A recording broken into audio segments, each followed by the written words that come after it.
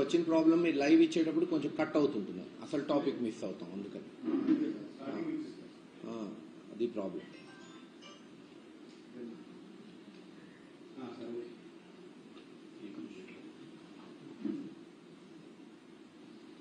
Start చేయొచ్చా? ఈ రోజున వార్తల్లో చూస్తున్నాం, తెలుగుదేశం నాయకులు పిన్నెల్లి రామకృష్ణారెడ్డి గారిని క్యారెక్టర్ అసాసినేట్ చేస్తూ ఇష్టం వచ్చినట్టు ప్రెస్ మీట్లు పెడుతూ వాళ్ళు అనుబంధ ఛానల్స్లో అసభ్యకరంగా పోస్టింగ్లు చేస్తున్నారు. ఒక ఈవీఎం ఘటనని వాళ్ళు చూపెడుతూ పిన్నెల్లి రామకృష్ణారెడ్డి గారిని నిందితుడుగా చేర్చటం ఎంతవరకు సమంజసం? 4 సార్లు మాచర్లలో గెలిచిన వ్యక్తి పిన్నెల్లి రామకృష్ణారెడ్డి గారు.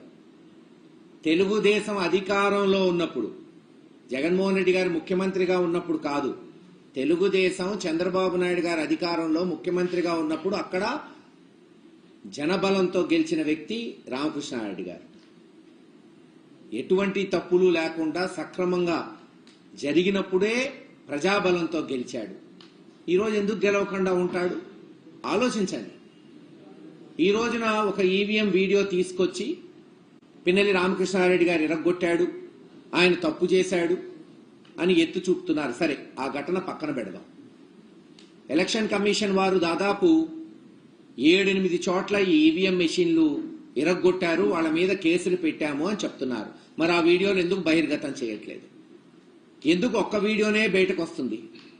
ఎందుకు తెలుగుదేశం ఇరగ్గొట్టిన వీడియోలు లేదు? అన్ని ఏది అయితే కంప్లైంట్స్ వచ్చినాయో, ఇటు వైఎస్ఆర్సీపీ తరఫున కావచ్చు, అటు టీడీపీ తరఫున కావచ్చు, ఎందుకు ఆ వీడియోలు మీరు బహిర్గతం చెయ్యరు? అసలు వీడియో కెమెరాలు పెట్టింది ఎందుకు బూతుల్లో? ఏమన్నా తప్పులు జరిగితే తెలుసుకోవడానికి. ఆ తప్పులు జరిగినాయని గత 10 రోజుల నుంచి ఘోషిస్తున్నాం వైఎస్ఆర్సీపీ నాయకులు. ఉదాహరణకి పోనీ మాచర్ల నియోజకవర్గమే తీసుకుందాం. తుమ్మూరుకోడు గాని, వెల్దుర్తి గాని, చింతపల్లి గాని, వేపకంపల్లి గాని, ఒప్పిచెర్ల గాని రిగ్గింగులు జరిగినాయి. అక్కడ ఏజెంట్లను లాగేశారు, క్లియర్ గా కనపడుతున్నాయి. ఈరోజు కొంతమంది వైఎస్ఆర్ నాయకులు ఆ వీడియోలు చూపెట్టారు. ఇదే పాలవాయి గేట్ లో మా ఏజెంట్లను బయటకు తీసుకొచ్చి కొడుతుంటే వాళ్ళని కన్సోల్ చేసింది రామకృష్ణారెడ్డి గారు. మరి అది లాగుతున్న వీడియోలు ఎందుకు చూపెట్టట్లేదు? అదే పాలవాయి గేట్ లో ఈ ఘటన ఏదైతే ఈవీఎం ఇరగ్గొట్టిన ఘటన కన్నా ముందు ఏం జరిగింది, ముందు 2-3 గంటలు ఏం జరిగిందో ఎందుకు బహిర్గతం చేయట్లేదు? తీయండి, అన్ని వీడియోలు తీయండి. మేము చెప్పిన ఊర్లన్నీ కూడా ఒకసారి రిగ్గింగ్ జరిగిందా జరగలేదా, అందుకే కదా వీడియో కెమెరాలు పెట్టింది. మాకు ప్రూవ్ చేయండి. మేము ఈరోజు కంటెస్టింగ్ క్యాండిడేట్ గా ఒక ప్రధానమైన పార్టీకి ఆ వీడియోలు చూపెట్టి, లేదు ఇదిగో ఫ్రీ అండ్ ఫేర్ పోలింగ్ జరిగిందని మాకు ప్రూవ్ చేయాలి కదా, మాకు జనానికి చెప్పాలి కదా. ఆరోపణలు వచ్చినప్పుడు ఆ బాధ్యత ఎలక్షన్ కమిషన్ మీద ఉంటుంది కదా. అది కానప్పుడు ఇంక ఈ తతంగమంతా ఎందుకు, ఈ కెమెరాలు ఎందుకు, ఈ పోలీసులు ఎందుకు? రాసుకుంటే పోతుంది కదా బ్రహ్మాండంగా జరిగిందని. ఖచ్చితంగా ఎలక్షన్ కమిషన్ వారు ఆ వీడియోలు బహిర్గతం చేయాలి. ఎక్కడైతే మేము ఆరోపణలు చేస్తున్నామో మేము కూడా చెప్తున్నాం, తెలుగుదేశం ఆరోపణలు చేస్తే తీసుకురండి అవి కూడా. ఎనీ పార్టీ, ఎనీ నాయకుడు కంటెస్టింగ్ క్యాండిడేట్ కి అనుమానాలుంటే అనుమానాలు నివృత్తి చేయాల్సిన బాధ్యత ఎలక్షన్ కమిషన్ అధికారుల మీద ఉంటుంది. అది కలెక్టర్ గారు కావచ్చు, డిస్ట్రిక్ట్ కలెక్టర్ గారు ఒక వీడియో విడుదల చేశాడంట. ఒకటే వీడియో ఎందుకు విడుదల చేస్తున్నారు మీరు? మరి మిగతా ఈవీఎంలు ఎరగొట్టిన కేసులు ఉన్నాయి కదా, ఎవరో తెలుగుదేశం వాళ్ళని అరెస్ట్ చేశారు తుమ్మురుకూడులో అంటున్నారు. మరి ఆ వీడియోలు ఎందుకు తీసుకురావట్లేదు బయటికి? పోనీ ఇతర రిగ్గింగ్ జరిగిందంటున్నారు, అవి కూడా బహిర్గతంగా చేయొచ్చు కదా. ఇన్ని గొడవలు జరిగినాయి.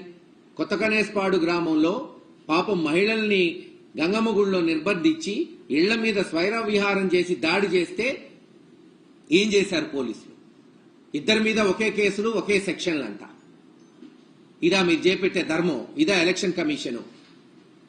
ఎలక్షన్ కమిషన్ వారిని అడుగుతున్నా, ఈ రోజు కొంతమంది అధికారులని మీరు సస్పెండ్ చేశారు, ట్రాన్స్ఫర్ చేశారు. ఎవరు ఈ అధికారులను వేసింది? మీరు కాదా? అంటే మీరు వేసిన అధికారులే విఫలమయ్యారంటే ఎవరు విఫలమైనట్టు? ప్రభుత్వం వేసిన అధికారులు కాదు కదా వీళ్ళు. ఎలక్షన్ కమిషన్ నియమించిన ఎస్పీలని లేదు అధికారులని మీరే సస్పెండ్ చేశారు, ట్రాన్స్ఫర్ చేశారంటే ఎవరు విఫలమయ్యారు? ఎలక్షన్ కమిషన్ విఫలమైంది అనుకోవాలా? అందుకనే ఈ వీడియోలు బహిర్గతం చేయట్లేదా? ఎన్ని రోజులు చేయకుండా ఉండగలుగుతారు? ఈ రోజు కాకపోతే రేపు వస్తాయి. ఖచ్చితంగా హైకోర్టులో మేము కేసులు వేస్తాం. వీడియోలు బహిర్గతం చేయటమే కాకుండా రీపోలింగ్ కూడా మా ప్రయత్నాలు మావి ఉంటాయి. ఎలక్షన్ కమిషన్కి ఇప్పుడే మేము పిటిషన్స్ పెట్టాం. అవి వాళ్ళు ముందుకు రావాలి. ఇప్పటికే ఆలస్యం కాలేదు. ఇప్పటికైనా ఆ వీడియోలు చెక్ చేసి ఎక్కడైతే అవసరమైందో అక్కడ రీపోలింగ్ పెట్టించి, ఇంకా కౌంటింగ్ దాదాపు 10 రోజులు ఉంది కాబట్టి మీరు ఏదైతే ఫ్రీ అండ్ ఫెయిర్ పోలింగ్ జరగాలి, న్యాయబద్ధతగా ప్రభుత్వాలు ఎన్నుకోబడాలనే ఎలక్షన్ కమిషన్ సూచనకి తదనుగుణంగా మీరు కూడా వ్యవహరించండి. మేమేం మా పిటిషన్సే కాదు, తెలుగుదేశం వాళ్ళు లేదు బీజేపీ వాళ్ళు వేరే కాంగ్రెస్ ఎవరిచ్చినా పిటిషన్స్ ఎంక్వైరీ చేయండి ఇమీడియట్ గా. కెమెరాస్ ఉన్నాయి కాబట్టి. అలాగే ఎవరు దాడి చేశారు, ఎందుకు దాడి ఉసుగొల్పారు, క్షేత్రస్థాయికి పోవాలి కదా. కేవలం ఒక ఘటనని తీసుకొని నిందితుల్ని శిక్షించడమే కాదు, నిందితుల్ని ఫ్రేమ్ చేయటం కాదు, ఆ ఘటనకి పర్యవసానంగా ముందు ఏం జరిగిన ఇన్సిడెంట్స్ అవి జరిగితేనే కదా ఈ ఘటనలు జరిగేది. మాకొచ్చిన సమాచారం ప్రకారం పాలవాయి గేట్లో మా ఏజెంట్లని లాగే